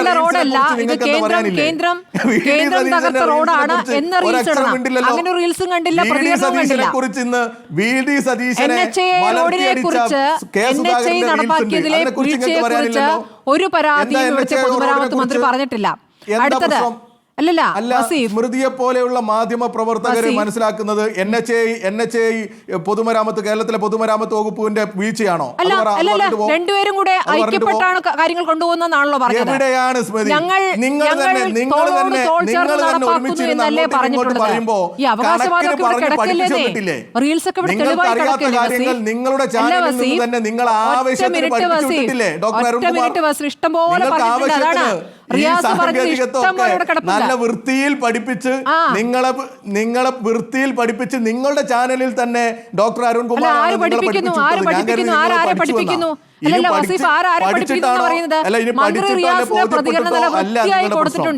മന്ത്രി റിയാസിന്റെ പ്രതികരണം നല്ല വൃത്തിയായി കൊടുത്തിട്ടുണ്ട്, അവിടെ കിടക്കുന്നുണ്ട്. ഞാൻ ഒറ്റ കാര്യം ചോദിക്കുന്നുള്ളൂ. നിങ്ങൾക്ക് NHAയുമായി ബന്ധപ്പെട്ട് അതിശക്തമായ പ്രതികരണങ്ങളില്ല, നിങ്ങൾക്ക് പരാതികളില്ലെന്നേ. നിങ്ങൾ ഈ പറയുന്നത് ആദ്യം പറഞ്ഞ മേനി നടിക്കലിൽ നിന്ന് പിന്നാക്കം പോയി. ഞങ്ങള് ഒന്നും പ്രശ്നമില്ലെന്നേ, ഒരു പ്രശ്നവും ഇല്ല, നാട്ടിലുള്ള ദേശീയവാദി ഒരു പ്രശ്നവും ഇല്ല, അതങ്ങനെ പറഞ്ഞു നടക്കൂ, നല്ല ഗുണം ചെയ്യും. നിങ്ങളെ ഞങ്ങൾ അതന്നെ പറയും, ഇനിയും പറയും. ഈ കേരളത്തിൽ മുടങ്ങിപ്പോകാനിരുന്ന വികസന പദ്ധതികൾ, നിസ്കാര സമരം പോലും നടത്തി അവസാനിപ്പിച്ച പദ്ധതികൾ, അത് തുടങ്ങി ഈ കേരളത്തിൻ്റെ വികസനത്തിൻ്റെ ഭാഗമാക്കി വരിക ഞങ്ങൾ. അപ്പോൾ നിർമ്മാണത്തിലിരിക്കുന്ന ഒരു റോഡിന് തകർച്ച സംഭവിച്ചു, ആ തകർച്ചയുടെ ഉത്തരവാദി ഞങ്ങളാണോ? അത് കരുതി ആ നിർമ്മാണം ഇനി പാടെ ഉപേക്ഷിച്ച് പോകണം എന്നാണോ? അതായിരിക്കും ഇവർ ആഘോഷിക്കുന്നത്. വലിയ തുള്ളിച്ചാട്ടമായിരുന്നു. റോഡാണെങ്കിൽ റോഡ് പറയുകയാണെങ്കിൽ ഞങ്ങൾ റോഡ് പറയും, നിങ്ങൾ വികസനം പറയുകയാണെങ്കിൽ ഞങ്ങൾ വികസനം പറയും, ഞങ്ങൾക്ക് ഒരു മടിയുമില്ല. ഇതേ സ്മൃതി ബിരിയാണി ചെമ്പും കാരക്കയൊക്കെ കൊണ്ട് നടന്നതാ കുറെ. ബിരിയാണി ചെമ്പും കാരക്കയും ഖുർആനിലെ സ്വർണ്ണമൊക്കെ ഇതേ സ്മൃതി കൊണ്ട് നടന്നതാ. അവസാനം ചോദിച്ചത് അല്ലാതെ ഇവിടെ ഇഡിയുടെയും കേന്ദ്ര ഏജൻസികളുടെയും റിപ്പോർട്ടിനെ കുറിച്ചല്ലല്ലോ ഇപ്പോൾ ചർച്ച. നമ്മുടെ ചർച്ച അതായിരിക്കുമ്പോൾ അത് പറയാം. ഒറ്റ കാര്യം രാഹുൽ ഗാന്ധി സോണിയാഗാന്ധി ഒക്കെ ഉണ്ടല്ലോ, അത് നിങ്ങൾക്ക് ഓർമ്മയുണ്ടാവില്ല. അല്ല വസീഫ് ഒന്ന് കേൾക്കൂ, രാഹുൽ ഗാന്ധി സോണിയാഗാന്ധി ഒക്കെ ഉണ്ട്. വസീഫ് ഒന്ന് കേൾക്കൂ. നിങ്ങളെ സംബന്ധിച്ച് നിങ്ങൾ ഈ പറയുന്ന ഈ ഒരൊറ്റ കാര്യം മാത്രമല്ല, ഇപ്പോൾ അൻവർ പറഞ്ഞിരിക്കുന്ന വേറെ പ്രധാനപ്പെട്ട ഒരുപാട് കാര്യങ്ങളുണ്ടല്ലോ. അവിടെ RSSുമായുള്ള ബന്ധം പറയുന്നു. ഞാനെന്ത് അസ്വസ്ഥയാണ്? എന്റെ ചോദ്യമാണ്. PSSയുമായി ബന്ധപ്പെട്ട ആരോപണങ്ങൾ, പ്രസിഡന്റ് പോലും പറയാതെ PV അൻവർ ചോദിച്ച കാര്യം ചോദിക്കുമ്പോൾ എന്തിനാണ് വി ഡി സതീശനെ ഇപ്പൊ ചോദിക്കുന്നത്? ഒരു മിനിറ്റ് വസീഫെ ഒന്ന് കേൾക്കൂ. അല്ല നല്ല തന്ത്രമാണ്, നല്ല രസമുള്ള തന്ത്രമാണ്. അല്ല വസീഫെ ഈ തന്ത്രം അവിടെ കിടക്കട്ടെ. എന്റെ ചോദ്യത്തിന് പറയും. അൻവർ പറഞ്ഞതിനെ കുറിച്ചാണ് എന്റെ ചോദ്യം. അൻവർ ഉന്നയിക്കുന്ന പ്രേക്ഷകരൊക്കെ എല്ലാം കാണുന്നുണ്ട്. പ്രേക്ഷകരെല്ലാം കാണുന്നുണ്ട്. PV അൻവർ പറഞ്ഞ ഒരു കാര്യം, RSS നേതാക്കളും നടത്തിയ ചർച്ചയെ കുറിച്ചാണ്. അതേക്കുറിച്ച് മുഖ്യമന്ത്രിക്ക് ഒരു പ്രതികരണവും ഉണ്ടായിട്ടില്ല. RSSനെതിരെ ഏറ്റവും ശക്തമായി നിൽക്കുന്നവിടെ CPM ആണെന്നാണല്ലോ നിങ്ങളുടെ അവകാശവാദം. അതേക്കുറിച്ച് നിങ്ങൾ പ്രതികരിച്ചിട്ടില്ല. അതൊരു കാര്യം. രണ്ടാമത്തെ കാര്യം, നിങ്ങൾ ഈ പറയുന്ന വികസനം അങ്ങനെ ഒഴുകിക്കൊണ്ടിരിക്കുന്ന നിലമ്പൂരിൽ വന്യജീവികളുടെ ആക്രമണത്തിൽ എത്രത്തോളം ദുരന്തമുണ്ടായിട്ടുണ്ട്, ആ വിഷയം ഏറ്റെടുത്തുകൊണ്ട് അൻവർ നടത്തിയ സമരം, അൻവർ ഓഫീസിലേക്ക് നടത്തിയ സമരം, ആ ഓഫീസിന് നടത്തിയ സമരത്തിന് പിന്നാലെ അൻവറിനെ അറസ്റ്റ് ചെയ്ത രീതി, ഇതൊക്കെ കേരളം കണ്ടതല്ലേ? അപ്പോൾ ഇതൊന്നും ഈ തെരഞ്ഞെടുപ്പിൽ പ്രതിഫലിക്കില്ലേ? എല്ലാം പ്രതിഫലിക്കണം സ്മൃതിയെ. ഈ വന്യജീവി ആക്രമണത്തിന് കേരളത്തിൻ്റെ ഗവൺമെൻറ്റിന് ചെയ്യാൻ പറ്റുന്നതെല്ലാം കേരള ഗവൺമെൻറ് ചെയ്യുന്നില്ലേ? ഈ ആക്ട് ഉണ്ടാക്കുന്നത് ആരാ? ഇവിടെ വന്യജീവികളെ വെടിവെക്കാൻ പറ്റില്ല എന്നുള്ള നിയമം കൊണ്ടുവരുന്നത് ആരാ? അതിന് ഓരോ മാനദണ്ഡങ്ങൾ ഉണ്ടാക്കുന്നത് ആരാ? അതിലെ നിയമപരമായി കേരളത്തിന് ചെയ്യാൻ പറ്റുന്ന റോൾ എന്താ? ഇതൊന്നും അറിയാത്തവരൊന്നല്ല ഇവിടെയുള്ളവരൊന്നും. അതറിയില്ലെങ്കിലും അറിയില്ല എന്ന് നടിക്കല്ല വേണ്ടത്. പിന്നെ RSSുമായി ബന്ധം എന്ന് പറയുന്നു. അദ്ദേഹത്തെ ആ ബന്ധമില്ല എന്ന് കേരളത്തിലെ ജനങ്ങൾക്ക് ഓർമ്മയുണ്ട്. ഒരു ADGPക്ക് എന്തൊക്കെ ചെയ്യാൻ പറ്റുമെന്ന് അറിയാത്തവരല്ല കേരളത്തിലെ ജനങ്ങൾ. അതിനെതിരെയൊക്കെ നടപടിയെടുത്ത് അറിയും. നിങ്ങളും അവരും കൂടി പോയല്ലോ ഇവിടെ മലപ്പുറത്ത് ഒരു വീട്ടിൽ പോയി ഭയങ്കര അഭ്യാസം കാണിച്ചിരുന്നല്ലോ. എന്തായി? എന്നിട്ട് എന്തായി? വലിയ വാർത്തയായിരുന്നല്ലോ. അതിനു മുമ്പ് നിങ്ങൾ ഇതുപോലെ വാർത്ത കൊണ്ടുവന്നല്ലോ. ബിരിയാണി ചെമ്പും കാരക്കയിലെ സ്വർണവും ഖുർആനിലെ സ്വർണവും ഒക്കെ നിങ്ങൾ മറ്റൊരു ചാനലിൽ ഇരുന്ന് വലിയ രീതിയിൽ ചർച്ച നടത്തിയിരുന്നല്ലോ. എന്നിട്ട് എവിടെയായി ഇങ്ങനെയുള്ള ദുരാരോപണങ്ങളെല്ലാം എന്താ? അതെങ്ങനെയാണ് ചർച്ചയായത്? ഞാൻ പറഞ്ഞത് നിങ്ങളുടെയൊക്കെ താല്പര്യത്തെക്കുറിച്ചാണ് ഞാൻ പറഞ്ഞത്.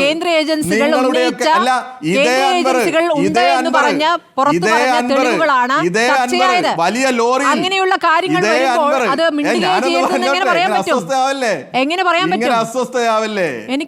പറയല്ലേ? ഇതേ അൻവർ വി ഡി സതീശന് വലിയ ലോറിയിൽ പണം കൊണ്ടുവന്നിരുന്നു പറഞ്ഞിരുന്നു. അതോർമ്മയില്ലല്ലോ?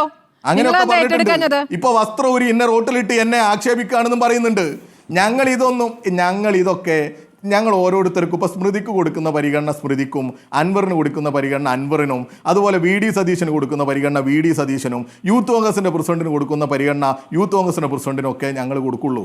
അതൊക്കെ ഇങ്ങനെ അവരൊക്കെ പറയുന്നുണ്ട് എന്ന് കരുതി അതിനെല്ലാം കയറി മറുപടി പറയാൻ നിന്നാ പിന്നെ അതിനല്ലേ നേരം.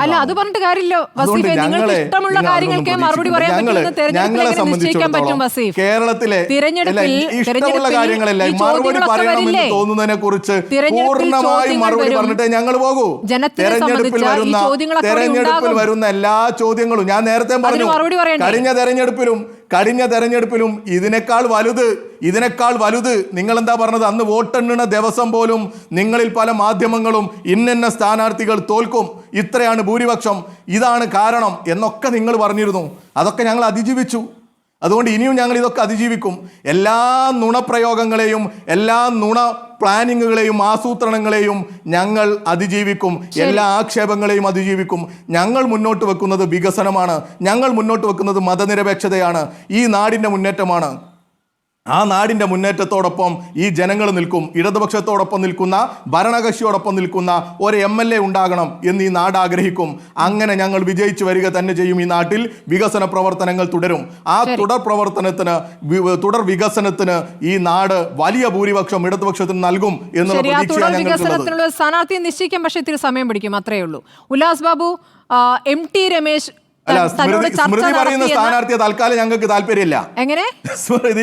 സ്മൃതിയും യൂത്ത് കോൺഗ്രസിന്റെ പ്രസിഡന്റും ഒക്കെ പറയുന്ന സ്ഥാനാർത്ഥി ഞങ്ങൾക്ക് താല്പര്യമില്ല. അവരോട് ആദ്യം അവരുടെ കുറെ പേരുകൾ പറഞ്ഞു കേൾക്കുന്നു, പക്ഷെ ഒരു പേരിലേക്ക് നിങ്ങൾ എത്തിയിട്ടില്ല. ആ ചോദ്യം എനിക്ക് ചോദിക്കാമല്ലോ. ഒരു ചോദ്യം ചോദിക്കുമ്പോഴേക്കും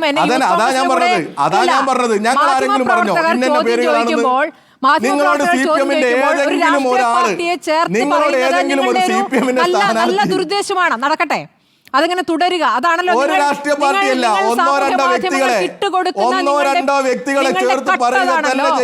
നിങ്ങൾ സാമൂഹ്യ മാധ്യമത്തിലേക്ക് ഒരു കുഴപ്പമില്ല.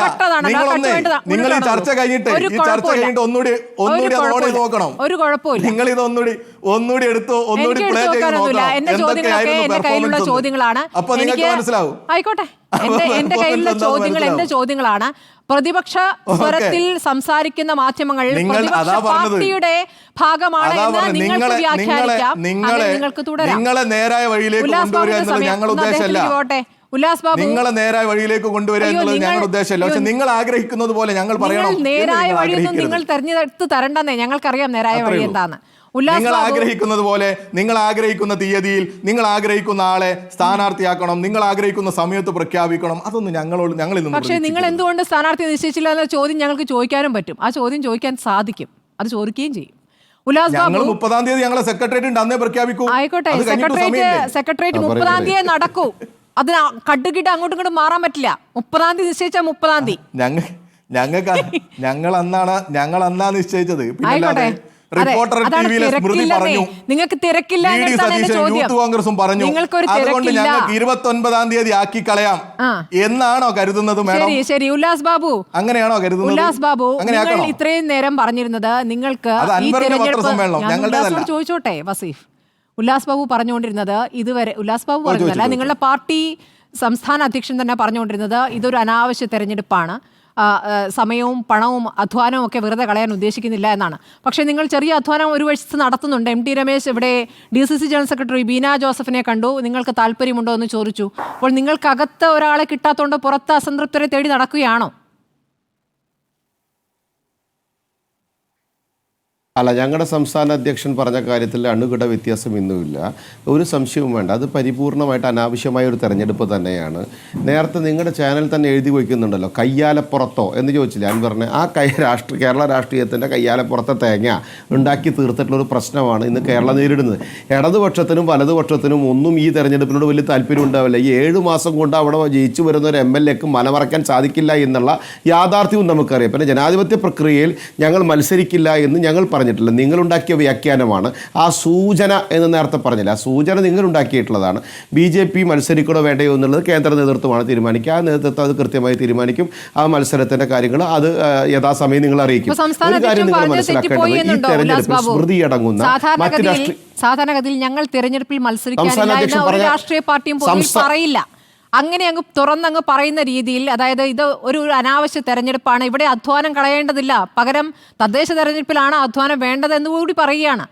അത്രയും പറഞ്ഞു. ശരിയാണ് സ്മൃതി, സംസ്ഥാന അധ്യക്ഷൻ പറഞ്ഞ കാര്യം തന്നെയല്ലേ ശരി. സ്മൃതി കൃത്യമായി ഒന്ന് പഠിച്ചു നോക്കൂ. ഈ തെരഞ്ഞെടുപ്പ് ഉണ്ടാക്കിയത് എന്തിനാണ്? ഒരു അൻവർ എന്ന് പറയപ്പെടുന്ന ഈ വ്യക്തിയുടെ ഒരു തരത്തിലുള്ള വൃത്തികെട്ട നിലപാട് കാരണമല്ല ഈ തെരഞ്ഞെടുപ്പ് ഉണ്ടാക്കിയത്. ഈ തെരഞ്ഞെടുപ്പ് കൊണ്ട് എന്ത് ഗുണമാണ് കേരളത്തിലെ ജനങ്ങൾക്കുള്ളത്? സംസ്ഥാന അധ്യക്ഷൻ പറഞ്ഞത് വളരെ കറക്റ്റ് അല്ലേ? വെറുതെ ഈ ആളുകളുടെ സമയം കളയുക, അധ്വാനം കളയുക, പണം കളയുക എന്നുള്ളത് തന്നെയാണ്. ആ തീരുമാനം തെറ്റുമാണ്. ഇവിടെ ഇടതുപക്ഷവും വലതുപക്ഷവും ഒക്കെ ആ തീരുമാനക്കാരാണ്. പിന്നെ ഇത് ഗതികേട് കൊണ്ട് പ്രഖ്യാപിച്ചതിന്റെ അടിസ്ഥാനത്തിൽ സ്ഥാനാർത്ഥികൾ വരുന്നു എന്നുള്ളതാണ്. ഇവിടെ മത്സരിച്ച് ജയിച്ചു വരുന്ന MLA കൊണ്ട് ആ നാടിന്റെ ഏത് വികസനമാണ് 7 മാസം കൊണ്ട് തീരുമാനിക്കുക എന്നുള്ളത് ഒന്ന് സ്മൃതി പറ. കോൺഗ്രസിൽ നിന്നൊരു അതൃപ്തിയെ തേടി പിടിച്ചത് എന്തിനാണ്? നിങ്ങൾ എന്തിനാണ് ചർച്ച? കോൺഗ്രസിൽ ഒരു അതൃപ്തിയുണ്ട്, ഒന്ന് സംസാരിച്ച് കളയാമെന്ന് എന്തിനാണ് ആലോചിച്ചത്? ബീന ജോസഫിനെ എന്തിനാണ് MT രമേശ് കണ്ടത്? MT രമേശ് വളരെ കൃത്യമായി പറഞ്ഞു, ഞങ്ങൾ സംസാരിക്കുക വക്കീലിനെ കണ്ടത് വേറൊരു വിഷയവുമായി ബന്ധപ്പെട്ടാണ്. കോൺഗ്രസിൻ്റെ DCC സെക്രട്ടറിയെ സ്ഥാനാർത്ഥിയാക്കാൻ സാധിക്കില്ലല്ലോ എന്നുള്ളത് സംസ്ഥാന ജനറൽ സെക്രട്ടറി ആയിട്ടുള്ള ശ്രീ MT രമേശ് കൃത്യമായി പറഞ്ഞിട്ടുണ്ട്. പിന്നെ നിങ്ങൾക്കത് സ്ഥാനാർത്ഥിയാക്കാൻ ക്ഷണിച്ചുവെന്നും നിലവിൽ സ്ഥാനാർത്ഥിയാകാനില്ല എന്ന് പറഞ്ഞുവെന്നും ബീന ജോസഫ് പറയുന്നു. എഴുതി കാണിക്കുന്നുണ്ടല്ലോ കയ്യാലപ്പുറത്തോ. എനിക്ക് ശരി, അത് വായിച്ചല്ലോ, അത് പറഞ്ഞു കഴിഞ്ഞല്ലോ. കേരള രാഷ്ട്രീയത്തിന്റെ കയ്യാലപ്പുറത്തെ ബീന ജോസഫ് പറയുന്നു തന്നെ സമീപിച്ചു, സ്ഥാനാർത്ഥിയാകാൻ ആവശ്യപ്പെട്ടു, താൻ താല്പര്യമില്ല എന്ന് പറഞ്ഞു.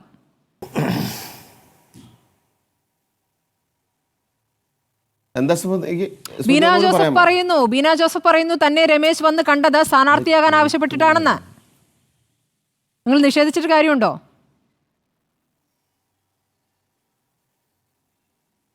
ഒരു സംശയം വേണ്ട. ഞങ്ങളുടെ സംസ്ഥാന general secretary Shri MT Ramesh വളരെ കൃത്യമായിട്ട് പറഞ്ഞിട്ടുണ്ട്, അത് സ്ഥാനാർത്ഥിയാക്കുന്നതുമായിട്ടോ രാഷ്ട്രീയവുമായി ബന്ധപ്പെട്ട കാര്യത്തിനല്ല എന്നുള്ളത്. അത് വളരെ കൃത്യമാണ്. ഞങ്ങളുടെ പാർട്ടിക്ക് പറയാനുള്ള കാര്യം ഞങ്ങളുടെ സംസ്ഥാന ജനറൽ സെക്രട്ടറി പറഞ്ഞിട്ടുണ്ട്. ഞങ്ങൾക്ക് അതിന് ആവശ്യമില്ല. ഒരു കാര്യം വളരെ വ്യക്തമായിട്ട് മനസ്സിലാക്കണം, BJPയെ സംബന്ധിച്ചിടത്തോളം കോൺഗ്രസ് കടമെടുത്ത് പോകേണ്ട കാര്യമില്ല. ബീന ജോസഫിനെ വന്ന് കാണേണ്ട കാര്യം എന്താണ്? കോഴിക്കോട് MT രമേശ് വന്നിട്ട് BJPയുടെ നിലപാട്, എന്റെ പൊന്നു സ്മൃതി, നിലമ്പൂരിൽ വന്ന് ഒരാളെ എന്തിനാണ് സ്മൃതി? ആരാണ്? BJPയുടെ സംസ്ഥാന ജനറൽ സെക്രട്ടറിക്ക് ഒരു വക്കീലിനെ കാണാൻ ഈ കേരളത്തിൽ എവിടെയും പോകാനുള്ള അവകാശമില്ല. സ്മൃതിയോട് പറഞ്ഞിട്ടും തിട്ടൂരം എഴുതി വഹിച്ചിട്ടും എന്താണ് സ്മൃതി അങ്ങനെ സംസാരിക്കുന്നത്? അല്ല, അങ്ങനെ പറഞ്ഞു പോലെ DCC ജനറൽ സെക്രട്ടറിയാണ് BJP ജനറൽ സെക്രട്ടറി കാണുന്നത്. DCC ജനറൽ സെക്രട്ടറി എന്തിനു കാണണം? BJPയുടെ ജനറൽ സെക്രട്ടറിയും DCC ജനറൽ സെക്രട്ടറി വക്കീലാണെന്നുള്ള കാര്യം ബോധ്യമുണ്ടല്ലോ നിങ്ങൾക്ക് എല്ലാവർക്കും. അത് ശരി, MT രമേശിന്റെ ഭാര്യ തന്നെ വക്കീലാണ്. അപ്പുറത്ത് പോയിട്ട് വക്കീലിനെ കാണാൻ കേസിലാ കുടുങ്ങിയത് വക്കീലിനെ കാണാൻ? അല്ലെന്ന് ബിജെപിയുടെ സംസ്ഥാന ജനറൽ സെക്രട്ടറി കണ്ടത് രാഷ്ട്രീയമല്ല എന്നുള്ളത് വളരെ കൃത്യമായ കാര്യം എം ടി രമേശ് കൃത്യമായി ബോധ്യപ്പെടുത്തിയിരിക്കെ അതിനകത്ത് വേറൊരു കാര്യത്തിലേക്കും പോകേണ്ട ചർച്ചയില്ല. പിന്നെ നിങ്ങൾക്ക് സംശയം ഉണ്ടാകുന്നത് അത് നിങ്ങളുടെ രാഷ്ട്രീയ പാർട്ടിയോട് പോയി ചോദിക്കൂ. എന്തിന്റെ അടിസ്ഥാനത്തിലാണ് നിങ്ങൾക്ക് സംശയം ഉണ്ടായത്? ഞങ്ങൾക്ക് സംശയമില്ല, അത് രാഷ്ട്രീയത്തിന്റെ അടിസ്ഥാനത്തിലല്ല എന്ന് കൃത്യമായ ബോധ്യം കേരളത്തിലെ ബിജെപിയുടെ സംസ്ഥാന general secretary M T Ramesh പറഞ്ഞിരിക്കെ ആ ബോധ്യം തന്നെയാണ് ഞങ്ങൾക്ക് പറയാനുള്ളത്. അത് അനാവശ്യമായ വ്യാഖ്യാനം സ്മൃതിയെ പോലെയുള്ളവർ ഉണ്ടാക്കുന്നതിന്റെ എന്താ പറയാ പിന്നീടുള്ള സ്വഭാവം എന്താണെന്ന് എനിക്കറിയില്ല. അല്ല, ബീന ജോസഫിനെതിരെ മാനനഷ്ടത്തിന് കേസ് കൊടുക്കും അങ്ങനെയാണെങ്കിൽ. OLX തപ്പിക്കൊണ്ടിരിക്കുക കോൺഗ്രസ്സുകാരെ കിട്ടുമോ നോക്കാൻ. ഈ OLX തപ്പിക്കൊണ്ടിരിക്കുക കോൺഗ്രസ് വേറെ ചിലരും തപ്പുന്നുണ്ട് എന്ന് കോൺഗ്രസ്സുകാരും പറയുന്നു. OLX കോൺഗ്രസ്സുകാരെ അത് ശരിയാണ്. മുസ്ലിം ലീഗിനെ കുറിച്ച് ഇത് പറഞ്ഞത് ഷാഫി ചാലിയമാണോ? ഇത് പറഞ്ഞത് ഷാഫി ചാലിയമാണോ വസീഫാണോ സ്മൃതി? ഇത് പറഞ്ഞത് ഷാഫി ചാലിയമാണോ വസീഫാണോ? ഇങ്ങനെ കാവല് നിർത്തുകയല്ലേ വസീഫാണ് പറയുന്നത്. ഇങ്ങനെ ബിജെപിക്ക് സ്വന്തം പാർട്ടിയുടെ ഒരു MLA തടഞ്ഞു നിർത്താൻ സാധിക്കാതെ നിങ്ങളെ കുറിച്ച് വിളിച്ചു പറഞ്ഞ് രാജിവെച്ച് പോയതിന്റെ അടിസ്ഥാനത്തിലല്ല സാർ ഈ തെരഞ്ഞെടുപ്പ്. അവരവന്റെ കൂടെ പിടിച്ചു നിർത്താൻ കഴിവും പ്രാപ്തിയും കപ്പാസിറ്റിയും ഇല്ലാത്ത ഒരു സംഘടനയല്ല നേതാവ് തന്നെ കൃത്യമായി പറഞ്ഞില്ലേ, ഞങ്ങളെ നിലമ്പൂരിനോട് ഒരു നീതിയും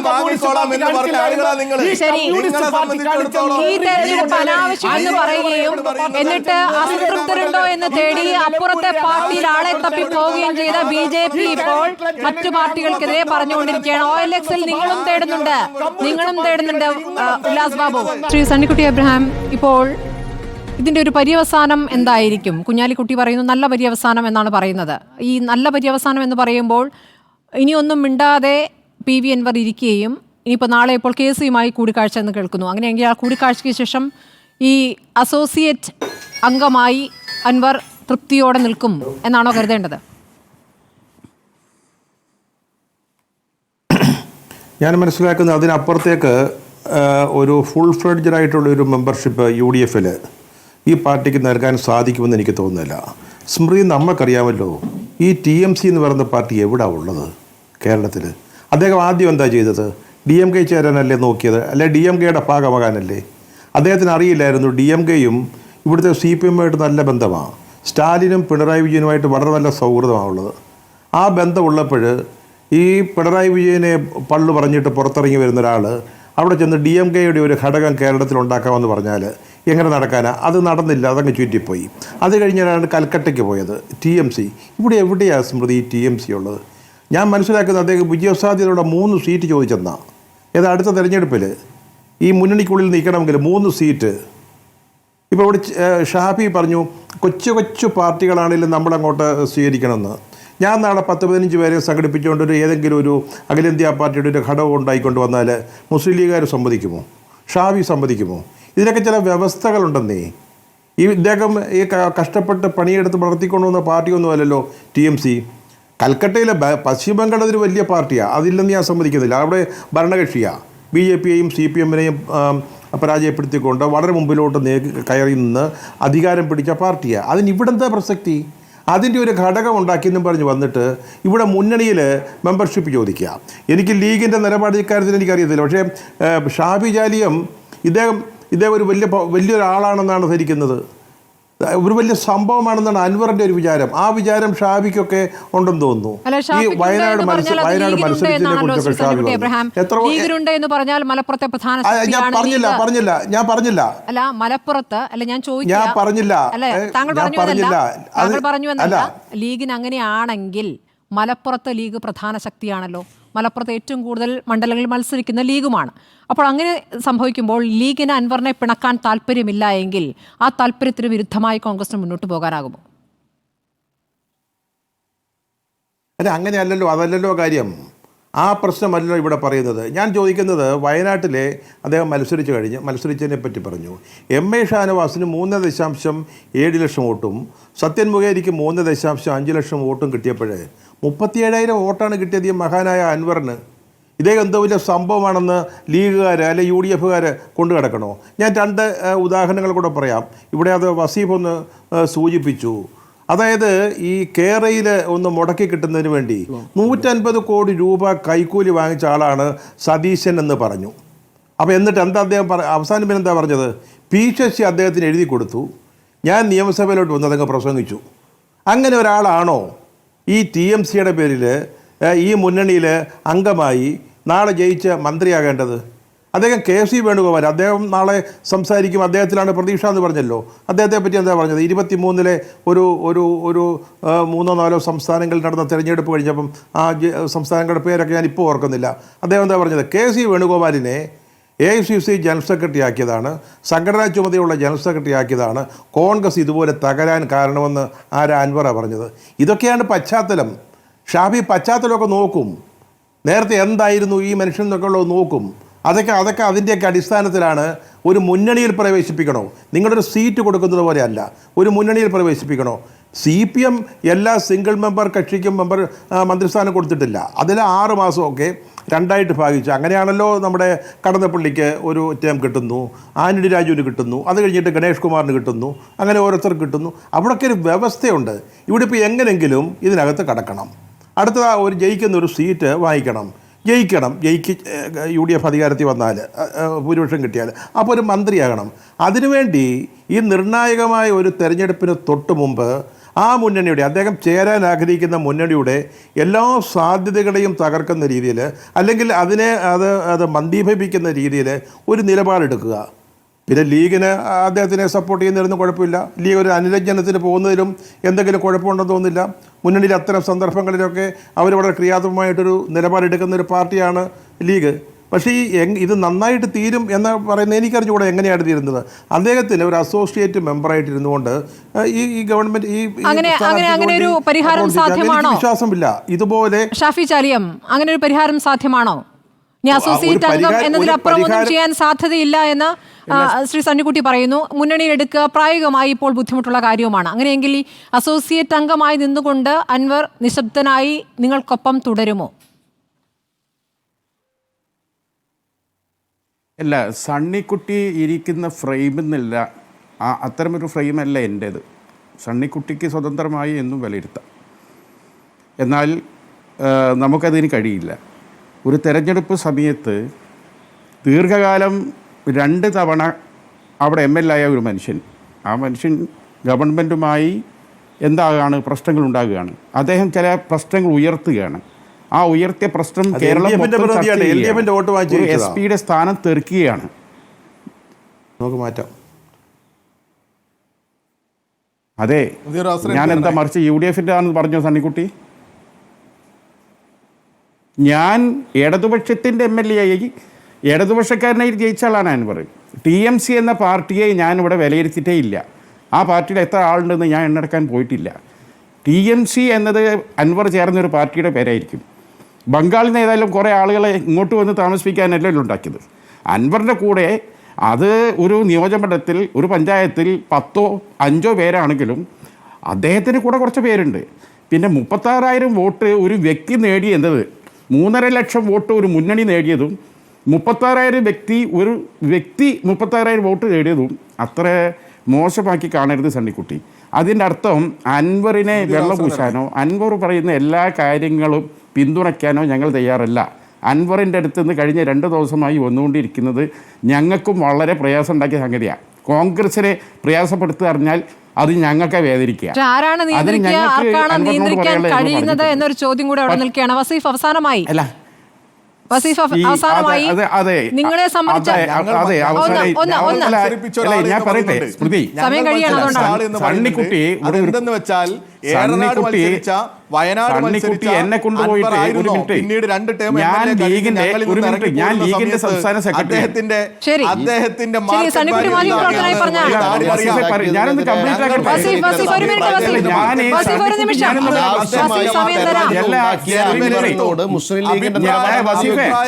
ഞാനും സണ്ണിക്കുട്ടി തമ്മിലാ പ്രശ്നം. വിളിക്കാത്ത സദ്യക്ക് ഇലയിട്ടത് മാത്രമല്ല അടുത്തുള്ളവന്റെ അപ്പുറവും കട്ടു എന്ന ചൊല്ലു പോലെ കടന്നു വരരുത്. നിങ്ങളവിടെ നിൽക്കേ, നിങ്ങൾക്ക് സ്ഥിരതയില്ല, അത് വേറെ വിഷയം. അപ്പൊ ഞാൻ സണ്ണിക്കുട്ടിക്ക് മറുപടി പറയണം. അയ്യ, എന്തിനാ നിങ്ങളുടെ ഇടയിൽ കയറി വരുന്നത്? ശരി നമ്മുടെ സമയം അവസാനിക്കുകയാണ്. നമ്മുടെ സമയം അവസാനിക്കുകയാണ്.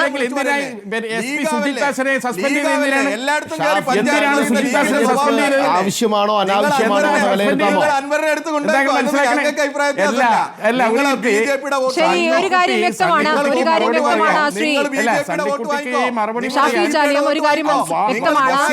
പി വി അൻവറുമായി ബന്ധപ്പെട്ട് മുന്നണിക്കകത്ത് വ്യത്യസ്ത അഭിപ്രായങ്ങളുണ്ട്. അത് ഇതിനകം തന്നെ വന്നു കഴിഞ്ഞിരിക്കുന്നു. വളരെ നന്ദി ശ്രീ വസീഫ്, ഷാഫി ചാലിയം, ഉല്ലാസ് ബാബു, സണ്ണിക്കുട്ടി എബ്രഹാം ചർച്ചയിൽ പങ്കെടുത്തതിന്.